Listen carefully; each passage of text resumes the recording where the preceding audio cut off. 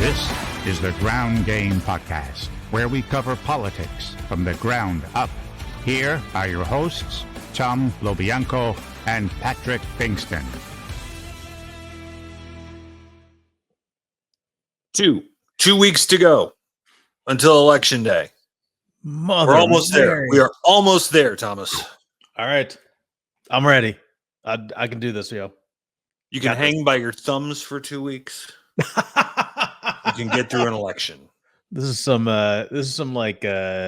serious grip strength of the type you only read about in court documents and major Senate scandals. Welcome to the Ground Game Podcast. Tom's weird. I'm Patrick Pfingsten. He's the national political reporter. I'm the former political hack who now does some radio stuff and writes a newsletter. Tom writes the Great 24 site newsletter as well. Pleased to have you on our show today, Mike Madrid, a longtime Republican strategist, co-founder of the Lincoln Project, an expert in Latino voting trends, which is such an important demographic in this election, as we've seen potential numbers of Latino voters switching to Trump, which defies all logic, especially the way he talks about Latino voters. So certainly interested in a conversation with Mike coming up. I'm waiting to see Reince Priebus's head explode all over the 2012 autopsy. Should be fun. All right. What do you say we get into it? Let's do it. First down. All right. First town, Harris, Cheney on the road. The touring ladies, the two people you may have never expected to see on the road together on a political campaign in their lives, Kamala Harris and Liz Cheney. I saw two of the events. I saw the Pennsylvania and Wisconsin events. I thought they were incredibly compelling together. This being the conservative leaner in me said Liz Cheney should be the nominee for some party somewhere. But I guess the major question here is, does it change any minds? I think so. I think that having this is the Haley vote.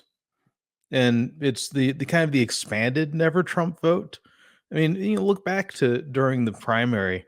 I'm not sure that Trump has ever done anything to win back these folks into the fold of his Republican Party. And every reminder since he the doesn't primary, care if they're in his Republican Party. He doesn't want them in his Republican Party. Well, he should if he wants to win. I mean, that's the thing. Like he got asked on Fox and Friends a week or two ago or a few days ago that, there are rumors that you're going to bring Nikki Haley out, and he continues to just trash her because it's his campaign of grievance and spite. He doesn't give a damn if Haley voters are with him, whether it costs him the election or not. And I'm not even sure that bringing Nikki Haley out would work, because how much of that was about her and how much of that was about her not being Trump? Oh, certainly. I mean, I voted for Haley in the primary. I mean, yeah. And not because I was particularly proud of Nikki Haley's conviction, because I was pretty sure she was going to flip for him at some point anyway. You saw that she's been there before, but that's exactly what she ended up doing. But she was the not Trump option, right? And I'm sure that's a huge reason that a number. I mean, we've established. I'm a conservative. Worked on Republican campaigns. Don't really call myself a Republican anymore because I have been pushed aside by what the Republican Party has become, and I'm no way in hell going to vote for Donald Trump for president. Don't know that I can get there on Kamala Harris. That's now, if I lived in Wisconsin or in Michigan, Michigan, maybe I do, just because she's the not Trump. Yeah, I live in a blue state, so my vote doesn't matter. But there have got to be thousands of people like me in those, especially those three swing states, Michigan, Wisconsin, Pennsylvania, which could be the ball game.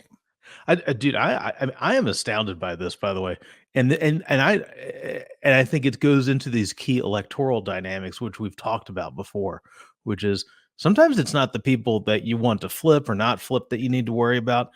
It's the people that stay home. Well, and that's what Harris is trying to do. She's trying to get those Haley Republicans that voted for Haley in the primary but aren't thrilled with her. Yep. out to the polls just simply because, simply vote for her because she's the not Trump, that she's competent enough in their eyes that she can be the not Trump option. Does Liz Cheney's endorsement make that happen? I don't know. I don't know. Boy. I mean, but this shows just how small the remaining electorate in competition is. We're playing at the There are margins here. so few votes. There are so few undecided voters out there. Trump is a known commodity. Yes. Harris is a not particularly well-defined commodity, I would say, that people know who she is, but don't necessarily love her. Yeah. Unless you're really already a Democrat anyway, Yeah. or just vehemently anti-Trump. And it's interesting because I don't know what I've always said Harris has a lower floor and a higher ceiling than Trump. Yes. Trump has a very high floor. His core supporters aren't going anywhere. Yes. Now, how does Harris get past that? Haley Harris. There's a slip. They're all the same. Is that wish casting? A little bit. My wish casting is Liz Cheney. You've got to she's been a rock star. She's been the truthful, honest, soulful conservative here who has never changed her position, who has never backed down. Remarkable. And gave up everything for it. She would have been speaker right now had she not crossed Trump. Yeah. If she refused to acknowledge the reality of January 6th. Isn't that crazy? Even just didn't say anything. Even just kept her mouth shut. She would be speaker right now. And there's a lot of Republicans that have done that, including supply closet Ted Cruz. Oh, what a killer. What a killer. That's from that Texas Senate debate last week when Kamala. I didn't realize that. I knew about High Step and Josh Hawley. I didn't realize Josh Hawley running across a hallway like a scared little girl. That guy. All right, second down. It's second down. All right, so do we think that the McDonald's stunt or stunts like that actually work? I think they do. Okay, so I'm down with this Fry thing as a publicity stunt because it's simple in an incredibly complicated and confused arena, and it's easily memeable. I mean, I have been shocked. Perhaps I'm too online, but I've been shocked at the amount of French fry coverage I have seen continually for days now. But what's the message that sticks? I'm not sure I'm not sure it needs to be a message. It's goofy. Other than just the visual. Yeah, just Donald the visual. Trump in the red tie and the McDonald's apron. His ability, if you think about Trump consistently, when he's always survived by distracting long enough so that you don't remember that he was routinely phasing out on stage, like evaporating in plain sight. Whether that was on purpose or not, which was last week. This week, he's hurling French fries, and he's got an army of AI warriors around to make fun of it on both sides. Here's the thing. I've been part of plenty of campaign stunts over the years, and most of them don't get much attention or at least track. A presidential race is a different animal, as we well know. But I don't know what message sticks other than Trump's at McDonald's. Does that relate to maybe it's not lower income voters? I don't know that it does. Well, I think it's not an affirmative as much as it is a deflection. That's how I see it. Because so they're talking about French fries, but not talking about the enemy for within. We're not talking about von Schützenpants. Right? Literally, Arnold Palmer's putter. I mean, I saw a funny one on one of the text chains I was on. And it's like, look, here's Arnold Palmer with a huge dick, and it's him standing next to Trump. I mean, the thing is, like, members of Congress, legislators do that, Representative Bob does a day in your shoes. He goes and collects garbage for 2 hours, and nobody gives a damn about those sort of things. Like, it's a nice photo op. Maybe they stick it around for campaign season where he's posing with the garbage men, so he looks like an everyman. But I just, other than deflection, which I'll give you, because it has deflected from some of the stupidest stuff that he's said this week in terms of the enemy of the people and the Arnold Palmer craziness, and started to turn the narrative away from the stupid town hall where he was dancing in the weird little brain melting situation. It's certainly distracted from that. Yeah. And that's partially the media's fault, I think, because the media is just so I'll take that. Sure. I mean, so convoluted and don't care about the actual controversy because they're so afraid of Donald Trump and the MAGAs coming after them. And it's just, instead we get this powder puff coverage instead of people shouting it to the window the whole time he's doing this surveil, saying, why do you want to send the military after Nancy Pelosi? Hold him to account.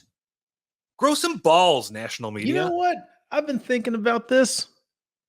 I wrote that open letter to Mike Pence about January 6th, trying to get him to talk about it.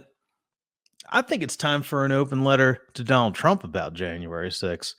The whole day was about him. Pence everything's about him.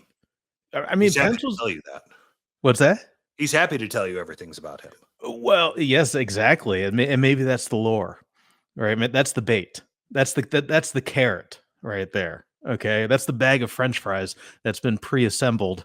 But he's already talking about January 6th all the time, and he's just telling lies and reinforcing lies about how it was a day of love and that they were peaceful protesters, and that our guys in quote didn't have guns when they did, and the other side, the other guys, the bad guys in his narrative are Capitol Police. The heroes are the bad guys in his narrative.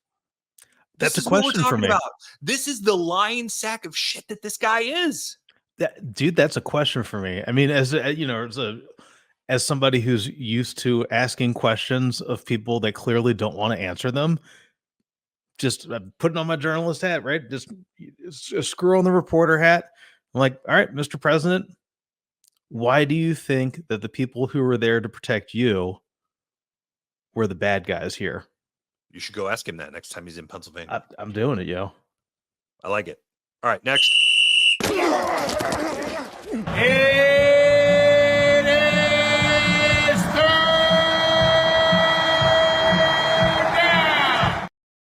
All right, we're getting the crowd riled up for third down. Kamala Harris has scheduled a rally in Houston, Texas on October 28th. 8 days before the election, Donald Trump is doing a rally in New York City at Madison Square Garden. There is no way Trump wins New York. I think what was the New York Times Siena poll, down 20 or so that we saw in the last day or two. Yep. And Harris is going to be closer than in Texas than Trump is in New York, but is almost impossible for her to win the state of Texas. Why are they doing these? Boy, that's a great question. Well, we can see the pipe that is being smoked. What we don't know is what is inside that pipe for each respective campaign. That's what we're trying to figure out here. Why are they acting all loony down here? You think she's going after oil money? Is she, is Trump going after oil money's not going for her. I mean, not with all the Green New Deal talk over the years. Yeah. Maybe it's an effort to help Allred, but Gulf Coast. Yeah, no. I mean, it's obviously Houston. I mean, Houston is the fourth largest city, and will probably be the third largest city in the country in the next decade. It'll pass Chicago most likely. Crazy. It's growing so fast, and Chicago's shrinking. But Texas like these Chinese cities, like like every one of them is the size of New York. megalopolises, yeah. And so maybe, maybe it's to lay some groundwork, but she's got to win this election. She doesn't have this election sewed up. Right. And I mean, the Trump to Madison Square Garden event makes even less sense because he's not gonna influence Long Island congressional districts. Well, let's go dark. Maybe it's not about winning the election. So I think, I mean, for Trump, everything goes back to he believes New York is the center of the world. Yeah. And he is desperate to be loved in his hometown. Yeah. Right. I mean, he wants to be the hero of Queens. The local Fred Trump's kid that did good. And he believes that there's no bigger setting than Madison Square Garden, not to mention the Nazi references. And with all of the media centered in New York, with all of the TV cameras centered in New York, with all of the population and influencers centered in New York, he thinks that he gets national press play for that. Does he? Does he want national press play? What happens if the microphone cuts out and the teleprompter cuts out and he can't remember what he's talking about? He's just doing he's saying whatever the hell he wants anyway. I mean, so here's the thing. Some of that's performative. Some of that is like a real phase out, though. I mean, like really, like his brain is melting. Like there's. Here's the difference between the end of the 2016 campaign for Trump and the end of the 2024 campaign so far for Trump. After the Access Hollywood tape in 2016, which feels like a lifetime ago, doesn't it? Remember that, man. Wow. And he survived the wave of negativity. The enormous numbers of Republicans from sea to shining sea, including my old boss, Rodney Davis, who said I could never support a guy who as a father of a daughter who could talk like this about women. Those kinds of statements came from Republicans everywhere. He weathered the storm, it was locker room talk video, and it was and moved on, treated it like it never existed. Yep. After that moment, he generally stayed on script. Right. For the final 2-3 weeks of the election. Right. It was build the wall, make Mexico pay for it. It was the drain the swamp. It was lock her up, which isn't helpful, and generally stayed on those points for the final 2 or 3 weeks of the election. He has no semblance of message discipline right now. No, not at all. He is just saying whatever is coming to his mind. It's freezing and glitching and getting crazier by the day. He's doubling down on the crazy shit. Yeah, like the cats and dogs in Springfield, Ohio, and he said, and other things, and geese. Because apparently there was a photo of some guy in Columbus, Ohio that picked up. Maybe he forgot the mongoose. Mongoose. Plural. It's just, but this is him. This is his desperate attempt for the kids who made fun of him in Queens to show just how far he's come. Like this is Rosebud?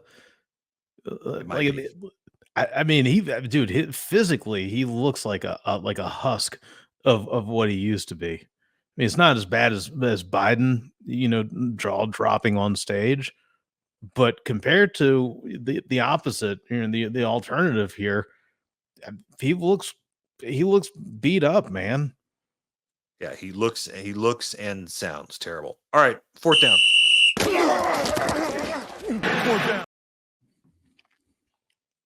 All right, this is you going dark on us, Tom. Oh, what happens in the aftermath of Election Day? Okay. How bad could this get? How ugly could this get? How messy could this get? Okay, so boy, this is kind of like the way the Ravens play routinely.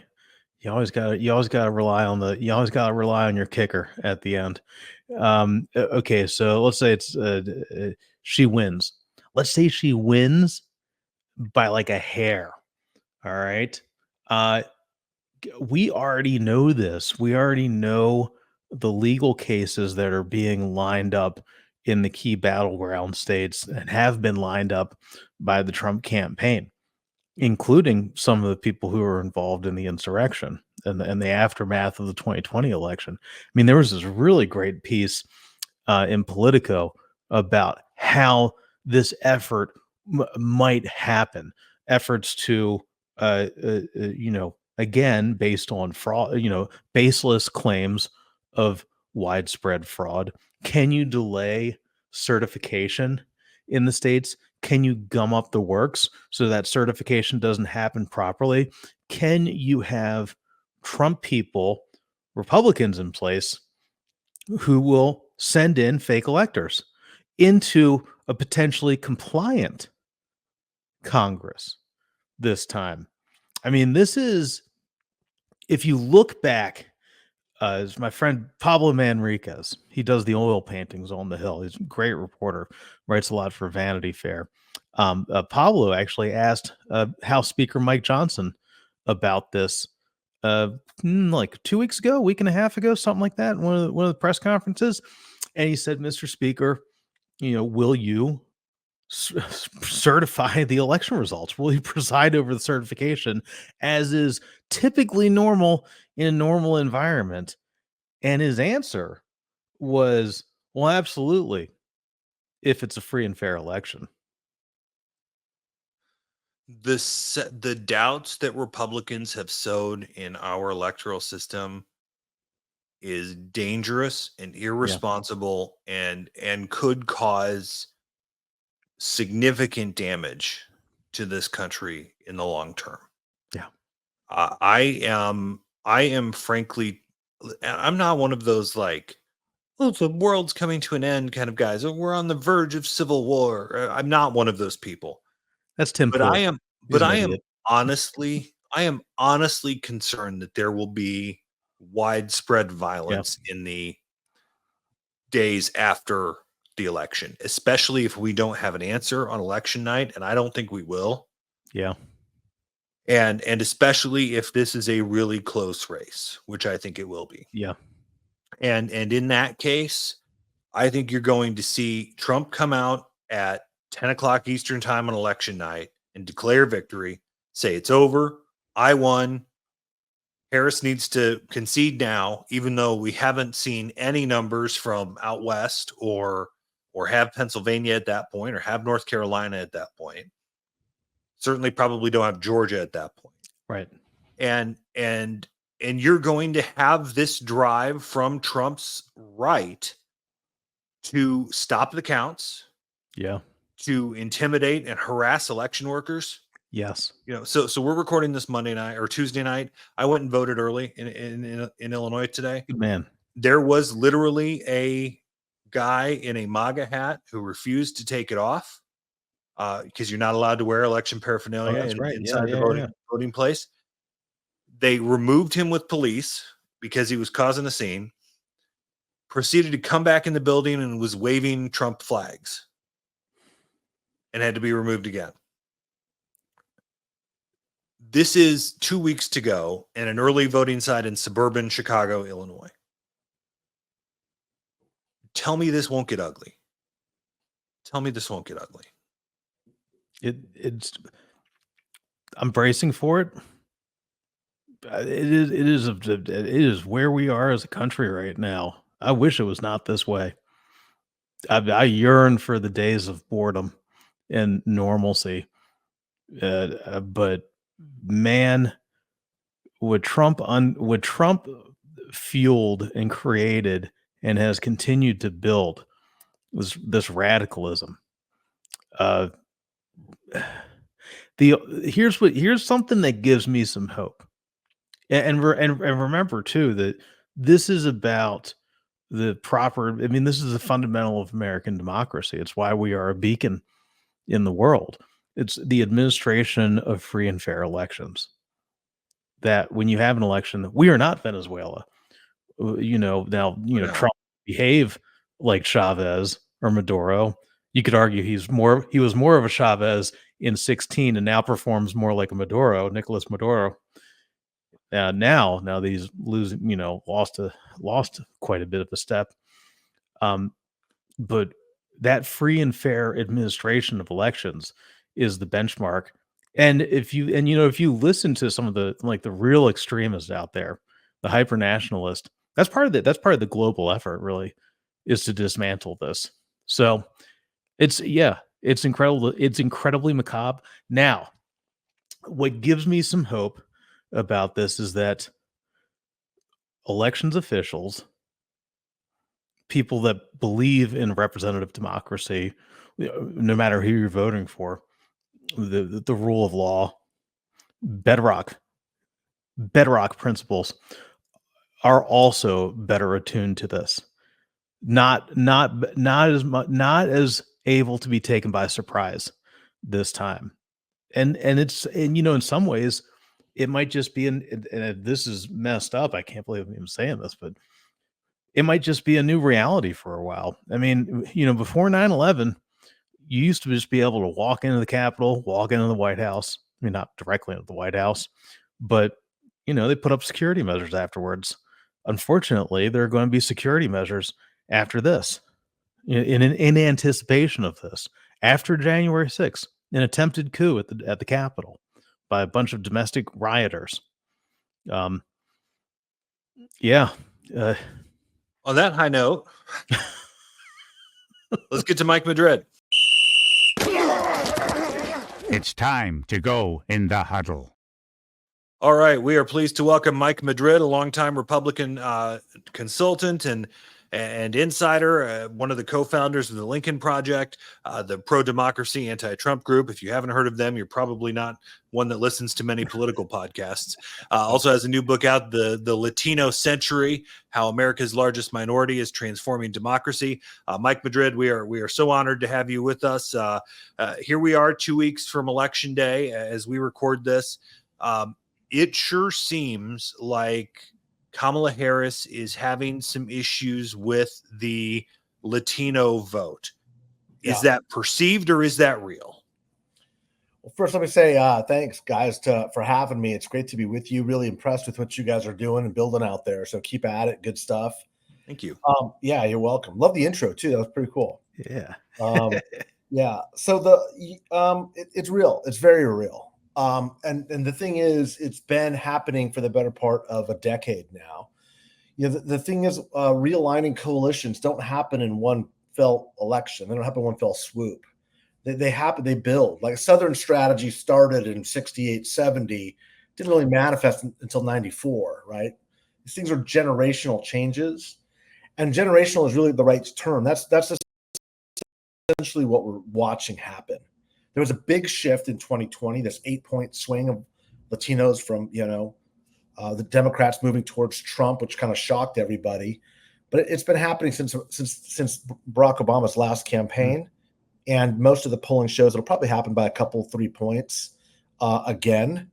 And in a race this close, it's just awkward. It's uncomfortable, but it's really challenging, I think, our notions of who minority voters are, what they prioritize, the tactics of both campaigns for getting out the vote, the targeting, the messaging. There's a lot of lessons to be learned with what we saw in the last 6 months, last couple of years. And I think politics is going to be kind of forever changed after this race. I think both parties, I think, are going to start taking it very seriously now. Mike, I remember when back 2016 during California Republican convention, and you talked extensively about California, the Republican Party writ large should not make the mistake of repeating the Pete Wilson tactic here. And I'm kind of wondering, because that's exactly what Trump is doing. I mean, Trump is an Uber Pete Wilson. Yeah. Why is that working? So that's a really great question. I'm going to put a little bit more context on this too, because if you go back to 2012, some of you guys may remember the Republican autopsy that happened after Romney loses to Obama. And the conclusion of the autopsy is we need to diversify the party pretty quickly because Latinos specifically are going to start killing us if we don't get it together. But a curious thing happens is kind of the Republican base revolts and is like, bullshit, we're not doing that. Like, this is, make America great again. We're going to build the wall. We're going to stop this demographic change from happening. No more Latinos coming in. And irony of ironies, like basis of the Tea Party stuff, right? Yeah, I mean, after that Romney loss, that it was a lot of that stuff of all that Tea Party undercurrent really built right into what we saw with MAGA. Yeah, the champagne bottle pops and it just blows up. But to Tom's question, is exactly right. The Republican Party, as it stands right now, is more diverse than at any time that it's been since the 1964 Civil Rights Act under Donald Jennifer Trump, right? Like, what's going on here? And so, that takes a lot of self-examination. But basically, follow me here. The autopsy, the Republican autopsy, the problem was right. We need, they identified we need to diversify the party, but the underlying solution was we need to lean into immigration reform. And both parties believed this. There's no evidence for it ever that Latinos were driven by the immigration experience and that it had to be for immigration reform to get Latino voters. Never any data backing that up. So what happens is, Donald Trump emerges as this populist figure. Economic populism defies conservatism, and he starts to attract some more of these voters. Now, it's important to understand there's very little evidence that shows Latinos becoming more conservative. Very little. There's a lot of evidence showing them becoming more populist. And in the same way that they supported Bernie Sanders by very high numbers, many of the same Latino precincts that were going for Sanders in the primary went for Donald Trump or shifted right the most significantly. So it's this anti-party, anti-establishment, drain the swamp, the system is rigged sentiment that you're seeing with especially younger voters. Latino voters, 38% of all the Latino voters are under the age of 30. 20% of Latinos will be voting for the first time in November. Wow. Incredibly young. And by the way, it's that young, and it's already passed the Black vote as the largest ethnic minority in the country. So we're like on the crest of a massive, massive wave, and it's increasingly reflecting a populist sentiment. And that's kind of what I explore in the book is what does this mean? What happens? How do we control this? What are the good things? What are the bad things about it? And but that, I think, explains Donald Trump. It's not ideological. They're not becoming more conservative. They're simply becoming more anti-establishment, anti-system. Wow. Yeah. But conventional wisdom would tell you, Mike, that, and I say this as a very white guy who grew up on a farm in Illinois, so it's not like I understand the Latino experience particularly well. Yeah. But if I saw a presidential candidate just shit on me for 9 years, shit on me, shit on my family, shit on my background, shit on everything we went through to get here and build a life for ourselves, there is no possible reason I could vote for that guy. Yeah. What switch flipped here that we go from they're bringing rapists and drug dealers, and presumably some of them are okay people, to he's going to win maybe more Latino voters than George W. Bush did in 2004. Yeah, campaigns I did that I was really proud of, George W. stuff in 2000, 2004. Look, let me, there's two things to this. Well, there's a lots to this, but there's two main through lines. The first is overwhelmingly Latinos don't believe that he's talking about them. He believes that they're talking about exclusively the undocumented and people who don't belong here legally. Now we can, we know better, right? We listen to this. We're hyper online, following political news. Just today, The Atlantic, runs this story. I don't know if you saw it yet, but it's kind of shocking, even for Trump standards, where, he tells his family that he will pay for the burial costs of this female soldier who was murdered. And then when he gets the bill, he says it shouldn't cost $60,000 to bury a fucking Mexican. Right. And that's so to your point, like even a Latino military veteran is not going to get the respect that they deserve from this guy. So how can they possibly be doing this? Well, this last New York Times poll from a couple of days ago gives us really, really keen insight. 43% of Latinos think we should be building a wall, by the way. 43. Wow. 9% of Latinos that support Harris. Kamala Harris, Latinos. Wow. 9% support mass deportations. Harris Latino supporters. Wow. So the Overton window on immigration has changed dramatically, and it's largely because most of these Latinos are U.S. born, dramatic increases in third and now fourth generation voters. So what I try to do is but then aren't they talking about I'm okay with my mom or my dad or my abuela being sent back? I mean, it doesn't make any sense. Well, kind of, yeah, but it's kind of like talking to the Irish about the potato famine, right? It's like let's go over our potato import policy in Ireland, right? It's and I'm being a little bit tongue in cheek, but in many ways, these voters view it as so far back that they're either not talking about them or increasingly, they believe that those people should not be here illegal either. When they do have higher levels of immigration concerns, it's for border security as much or more than immigration reform. You know, when I was up in Chicago at the DNC, and one of the cabbies, this guy looked like I assumed big dude, probably like 350 something like that. I mean, he looked like a Polish, so Eastern European, kind of like a classic Mike Royko, talked like it too. And I'm talking with him, and I was like, where are you from, man? He's in Ecuador. And I was like, oh, what's up? Well, that's interesting. And I was asking him about this. I'm like, well, what's up? And he told me this thing, and I'm going to screw it up. And my apologies to my Latino friends because I should know better. But it was basically it's el vaca no recuerdo con el calf. The cow does not remember. Yeah. And again, it's not particular to Latinos. It's more pronounced because we're witnessing it right now. This is the history of immigrants and immigration in our country's history. It's different because, look, back in the day, back in the turn of the last century, the Irish were not viewed as white. The Italians were not viewed as white. Yeah. They were Catholic, which was, a big no-no, right? Which they're different. Like, we don't want those people here. They're going to take us back to the medieval times. Papists, right? They're a threat to the country. They don't understand democracy. And over time, generationally, we have kind of melted into the pot and kind of moved on. And in many ways, that is what is happening. There are some very unique differences with what's happening with Latinos now, but there are a lot of assimilative tendencies. And I'm not excusing that behavior. Look, you guys know me. I'm a Lincoln Project guy. Like, I lit my career on fire to fight it because this is just terrible, right? That's why I'm motivated to do it. But I'm also not going to suggest from the neighborhoods that I grew up in that I don't understand it, because I do understand it. And a lot of this has to do with really just the fastest growing segment of the non-college educated working class, the blue collar workforce, is overwhelmingly Latino. Yeah. And so they're voting like their non-college white counterparts on the construction site, on the energy patch, on the assembly line.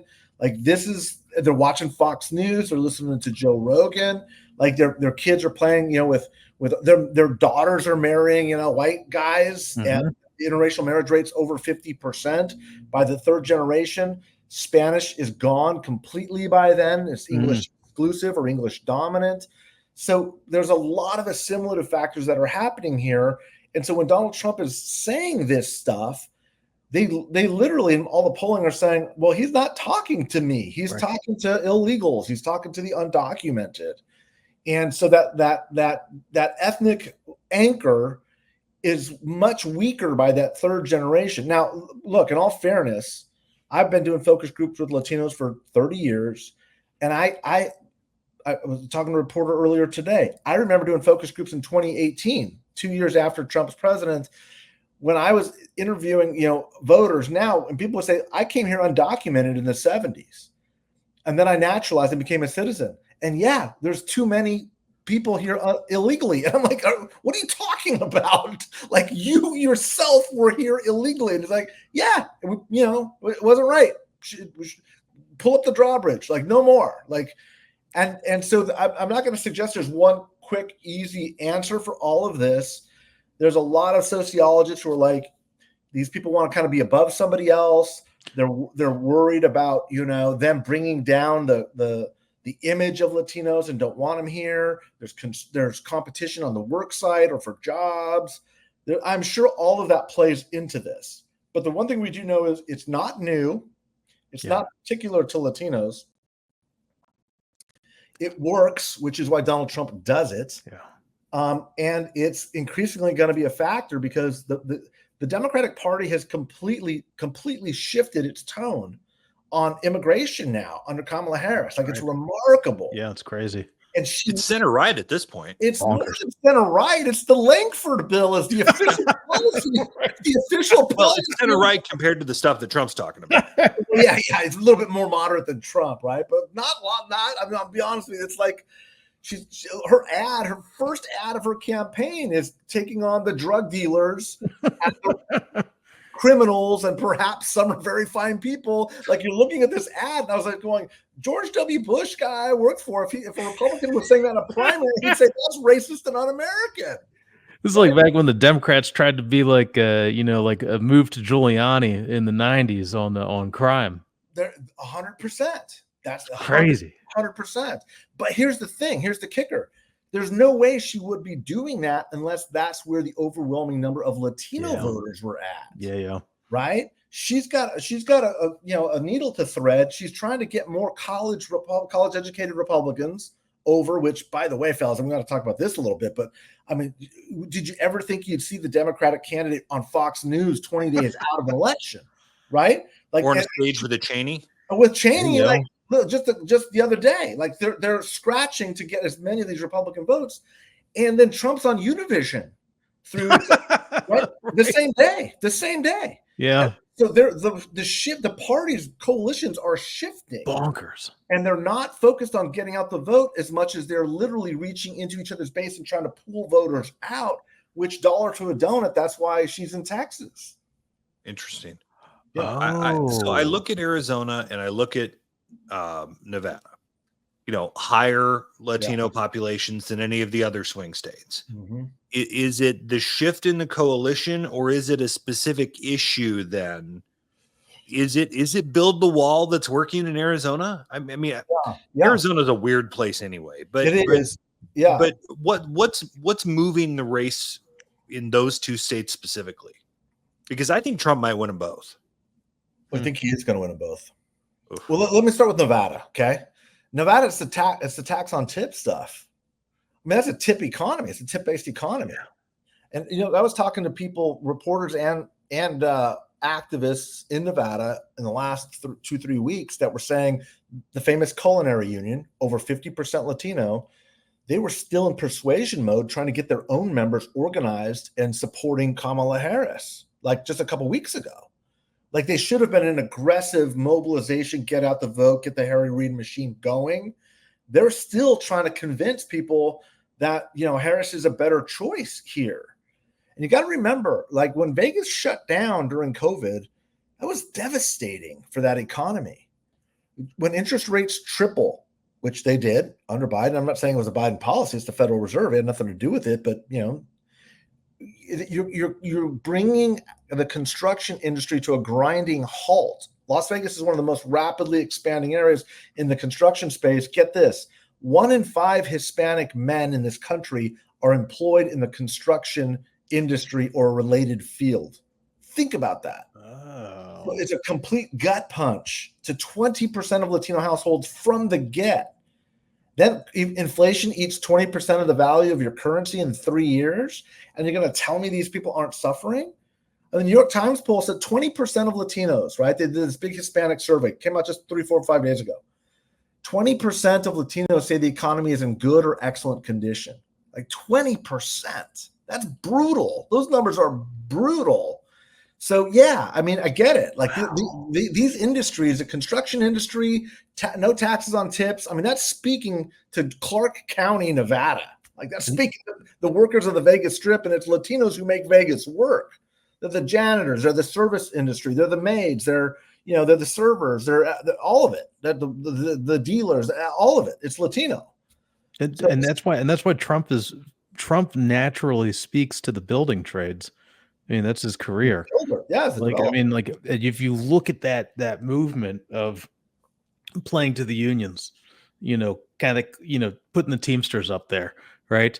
And then to what you said earlier about going into the other, now you're moving out of the kind of to the extent there is a Republican union base, it's traditionally been the building trades. Now moving into the service sector. Wow. Yeah, and bro, that's well put. That's exactly right. But also look at like the Teamsters split, right? Like, oh yeah. Did you ever think you'd see Republicans? I mean, we're a little bit older here, right? Like JD Vance is on picket lines, right? And the Teamsters want to speak. Looking just as phony there as everywhere else. Right. Hello, union member. Yes, I am one of you, brother. Yeah. But the Teamsters want to speak at the floor of the Republican National Convention, and that was crazy. Yeah, but kinda. Right? Like it's happening. This shift is happening. These working class voters have been moving Republican for over a decade. It predates Trump. And college voters, are leaving the Republican Party.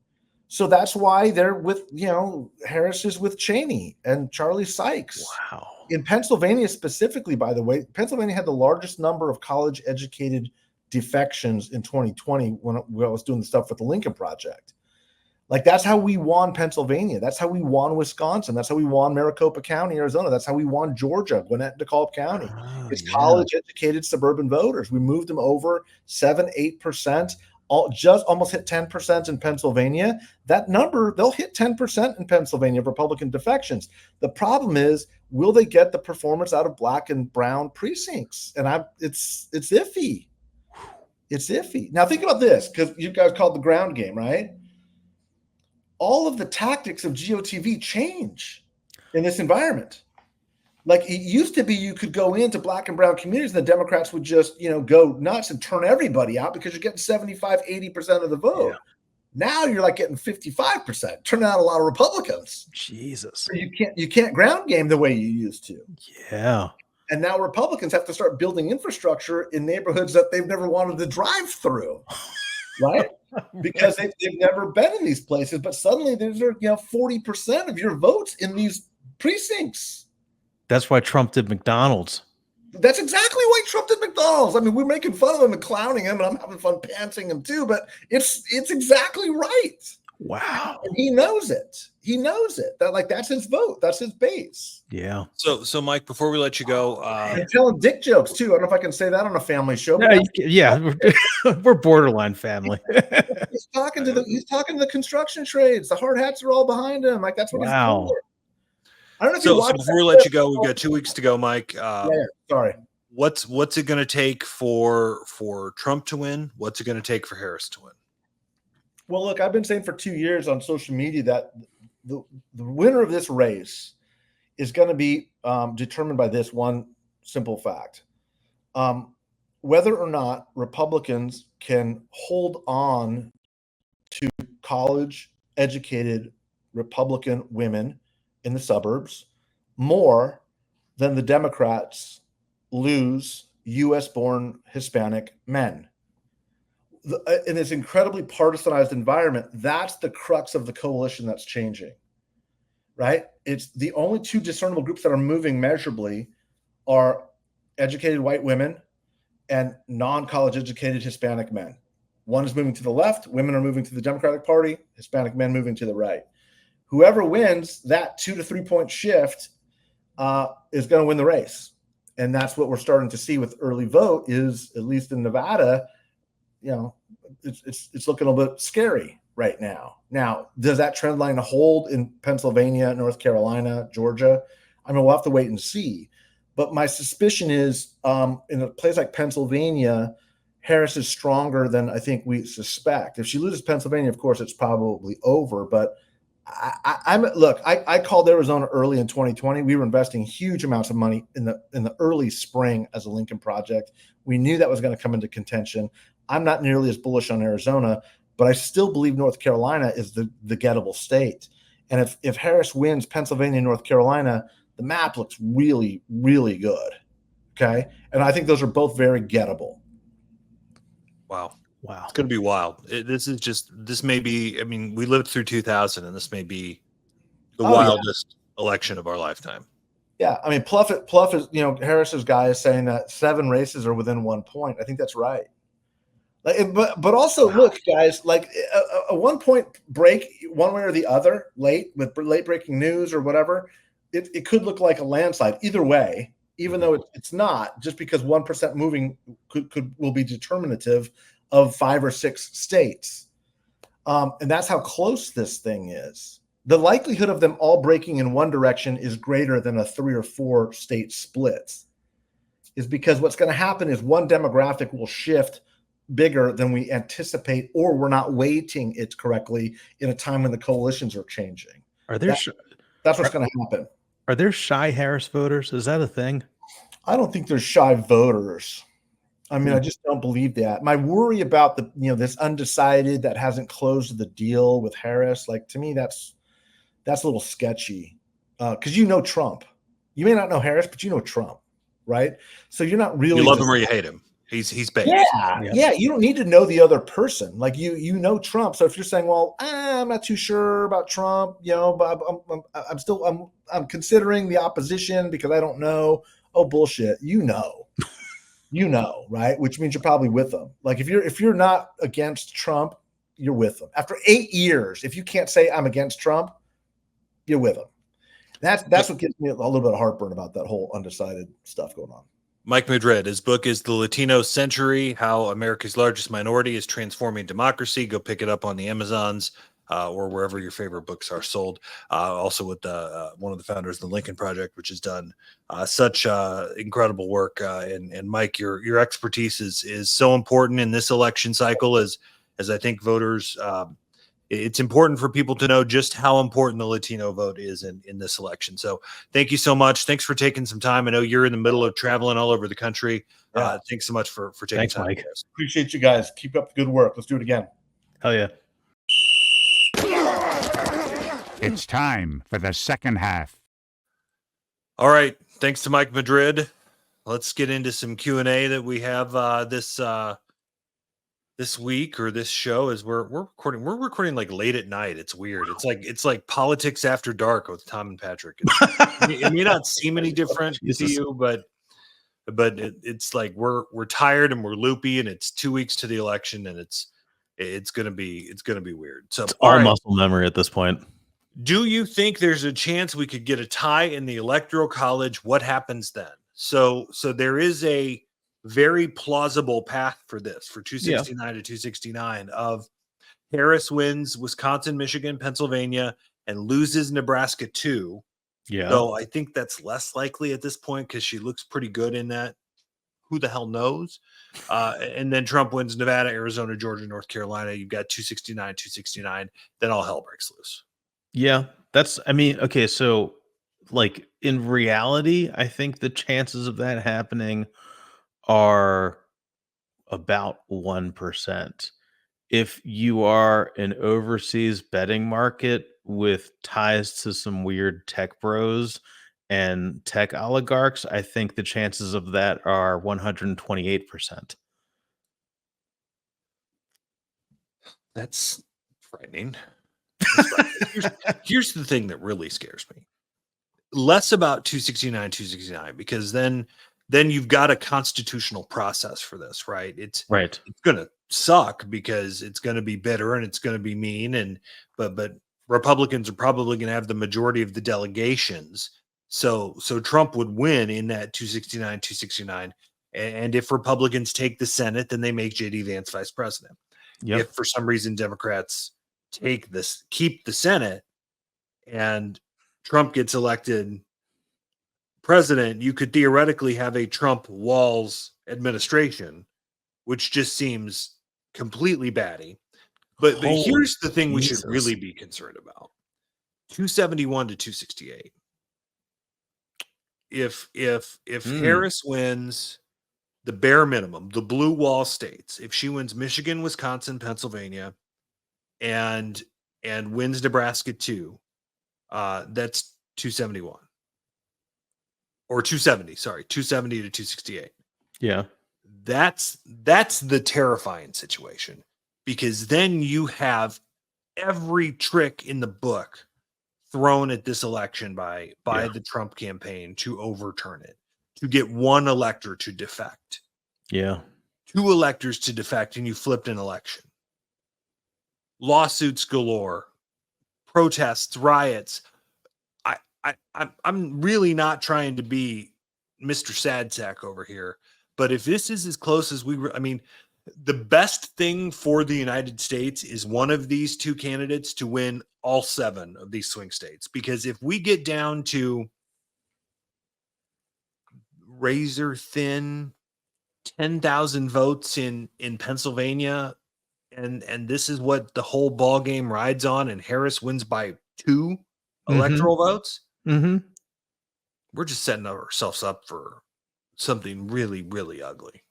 Think about how messed up. Yeah, I agree with you, man. They always say, McCain used to say, you play on the field where you are, not the one you wish you are. And this is where we are. And I guess my thinking on this is how messed up it is that we are here, but it is where we are. Absolutely. I mean, the idea that one candidate can legitimately win the election as outlined in our founding document, the Constitution's capital C, rule of law, pretty famous in world history. I hope it continues to be famous in world history. I hope it continues to be benchmark. But like this idea, and it gives you a sense of the pressures, the global pressures on us right now, that like somebody who is either a lunatic or a pathological liar or something else, something worse than that, makes a determination that all they have to do is just beat the living crap out of somebody to make a defector. I mean, we might have to change the name of this podcast from the ground game to the defector. Yeah, we may be in exile at that point, but there's serious concern about the future of the world in this election. Yes. We're talking about Ukraine's survival. Yes. Israel's survival. Yes. Not to mention Taiwan's survival, South Korea, etc. I mean, this has repercussions all across the globe. And I mean, certainly I am vehemently anti-Trump, but I've made that very clear. But that isolationist bullshit that we've been getting from him for the past 9 years is not working and will not work. And for conservatives like me or former Republicans like me who have heard Kamala Harris talk about foreign policy, and while her Afghanistan withdrawal defense has been less than stellar, her Marshall Plan, etc., or essentially is center right. It's almost right wing. Yes, she's trying to get people like me on things like that. Yes, and I don't know how the Reagan conservatives don't, or the George Herbert Walker Bush people who were proud to defend freedom across the world, don't sit back and say that's the one for me. Yeah, because there are foreign policy voters in this country. There are, and I think that goes back to this question of, whatever number of non-Trump Republicans are, and you can't really say moderate or old establishment because that misses the panoply of the entire group, which includes a lot of longtime hard right conservatives, intellectual, ideological conservatives who have been disenfranchised by this nationalism. And I can't call it populism because it's faux populism. It's not that would be an inaccurate statement based on our understanding of politics and political movements. If you look at that number, and that's a large chunk, and it doesn't move. We mentioned this earlier. It doesn't move with Haley, and Haley comes out the last minute and says, "I'm even more endorsing Trump now." I don't know, that doesn't do anything. No, there was a great piece. Noah Smith on his Substack, No Opinion, it did a very good job, kind of outlining the global implications of this.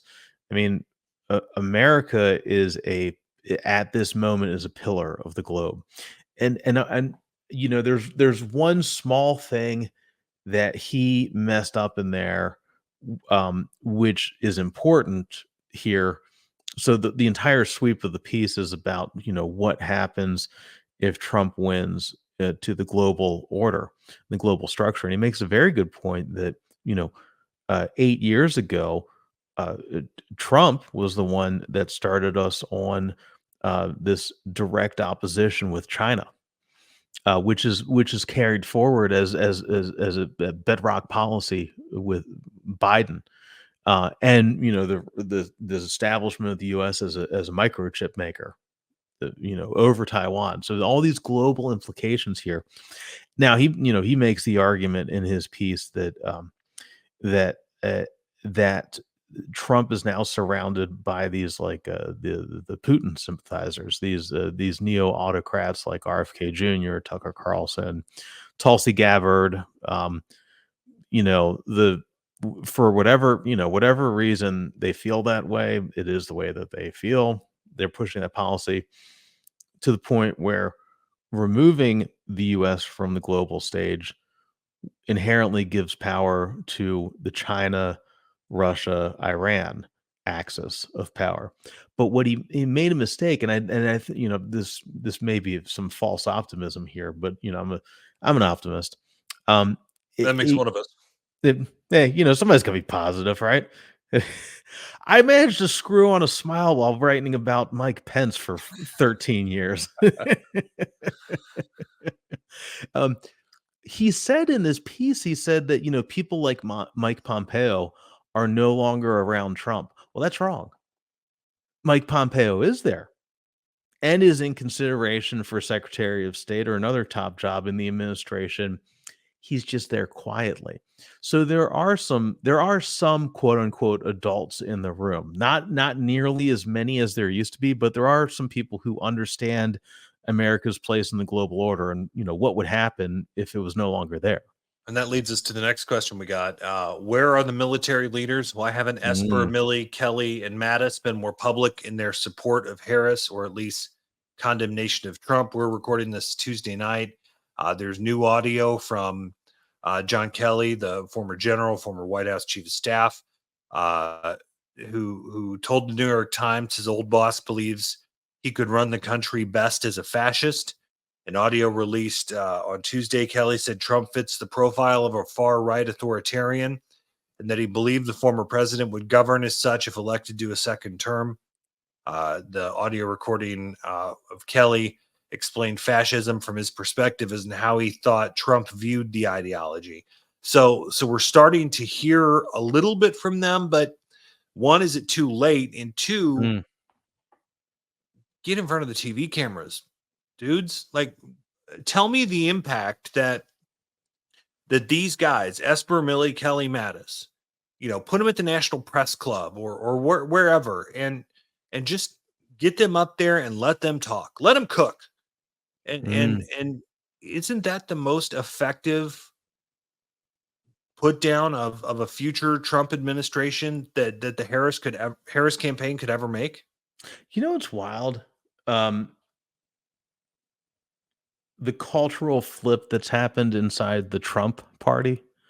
And I struggle to call it the Republican Party because it doesn't reflect the Republican Party that we've known for pretty much all of our lives.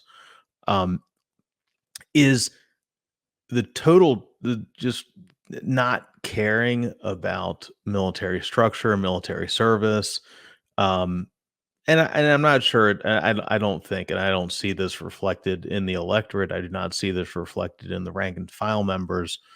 But it's certainly true of the leader of the Trump party, which is Trump. The disregard and the putting down of military service, and the active fighting of it. I talked with my international friends are the ones who really have I think a very clear-eyed view of what's going on with Trump as he fits in with the global autocratic movement. And I don't know whether Trump understands this or not. It's immaterial, really. is that one of the things that you do is in these neo autocracies is you defenestrate the military because that's a potential power threat. And I mean that certainly tracks. If you look at the Atlantic article that Jeffrey Goldberg just put out, where Trump in his old age, the husk of himself is letting things slip more often.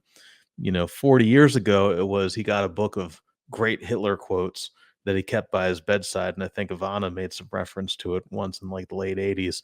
Now he's just openly talking about how great Hitler's generals were. Lovely.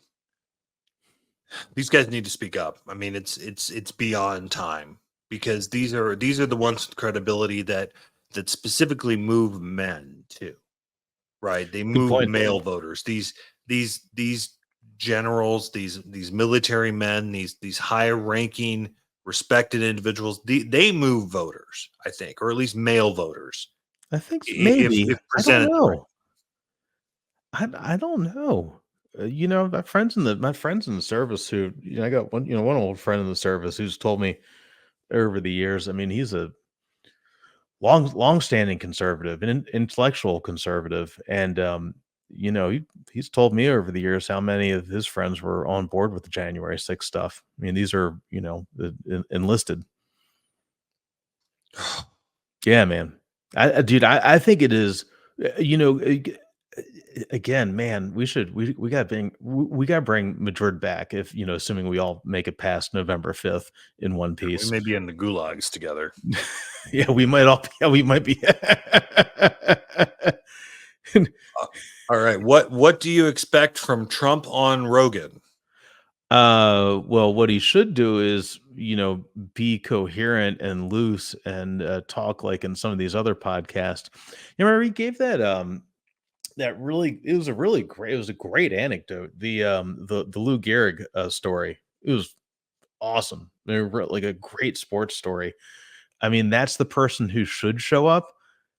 I don't know if he will, though, because again, look how just busted he is on the campaign trail right now. Mm-hmm. In pro wrestling, they call that blowed up. He's just like, he's gassed, he's sweaty, he's tired. I mean, I know that feeling. I don't listen to Rogan at all, really. Mm-hmm. I mean, I don't find him particularly interesting. He just throws stuff at the wall and says, "Oh, well, maybe this is interesting," to his guest, and they're just so long. They're so long, and I don't need to hear Donald Trump mumble and bloviate and get all whispery for 2 hours. I just don't. I don't need it. I'm going to be listening more. Moves anyone. I'm going to be listening more to Rogan in this, and the reason why is because Rogan has a brand to protect that is almost in a sense bigger than Trump's. I mean, remember all the ways that the Roger Stone about a year ago was pushing really hard, doing the open PR push to try to get Trump on there, and Rogan was saying no. And about a year and a half or 2 years before that, Rogan was actually ripping on Trump, being like, he's got adult ADD. It's just unregulated, which he was doing that recently too. Was he? Wow. When he took shots at Trump and was almost more pro RFK. Because he knows his audience. I'm watching in that interview. I'm going to be watching Rogan more than Trump. All right, last one. Who wins the House, and what happens to Mike Johnson? Oh wow. Okay. Hakeem Jeffries. I think the Democrats win the House right now. I think the headwinds favor them. Mike Johnson. Ooh, as minority leader. Man, I still think he's got the chops to hold together the conference. I don't see Jim Jordan being able to pull that off. I don't know. I think Johnson still holds on to it, even in the minority. I think it's a literal coin flip. And I saw there was a story recently that Republicans were preparing for a motion to vacate shortly after Johnson were to become speaker again in the new Congress, if they manage to hold on. the House Republican Conference is just a disaster. And it's not like it's getting more moderate. It's not like it's getting more centrist. Mm-mm.